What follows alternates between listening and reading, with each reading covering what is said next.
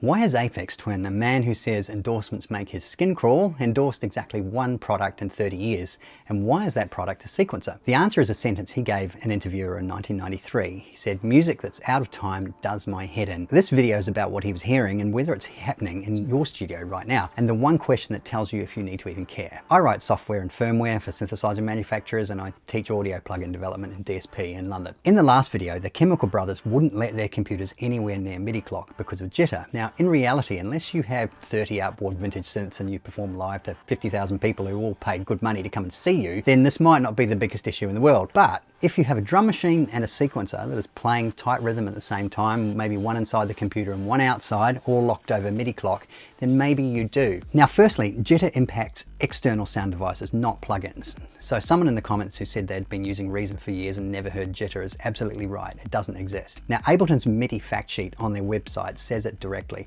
A DAW has to choose between playing events the moment they arrive, which jitters when the system's busy, or delaying them, which adds latency. Now, Live chose latency because a constant delay can be measured and compensated, but random can't. Now, in Ableton's tests, they found jitter worst case between 4 and 11 milliseconds. So let's say 4 or 5 milliseconds. If you take, say, drum and bass, that's 174 BPM. Now, at 174, 1 point of swing is 1.7 milliseconds. I've heard people argue about 52 versus 54% swing, and that entire argument is about 3.5 milliseconds, and you're looking at jitter of about 5. So that's random shuffle bigger than your swing setting, landing on different hits every bar. And the groove you programmed is not the groove that's coming out. Now, MIDI clock is embedded in the serial data stream. It's a single byte sent 24 times per quarter note, but it shares the wire with notes, the mod wheel, and control change automation as well. Now, because MIDI clock is a real-time message, it's allowed to cut the queue and take priority.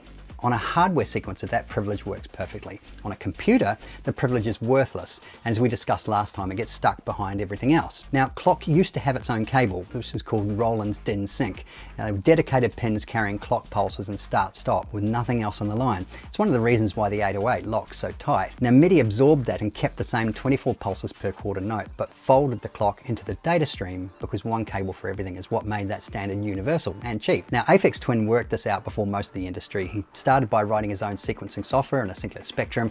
He rewrote the code for his MIDI interface to make it do exactly what he wanted. Then when he took an Atari ST out live, it kept crashing, so he built his own hardware sequencer, and then ultimately the Sequentix Circlon, which is a hand-built sequencer made in Scotland, and that's the endorsement. Aphex Twin called it the best sequencer ever made. But one epilogue to this, MIDI 2.0 has finally fixed a lot of this. Jitter reduction timestamps, every event is stamped, so the receiver reconstructs exact timing no matter what the transport did to it on the way. We're going to have a look at MIDI 2.0 in subsequent videos.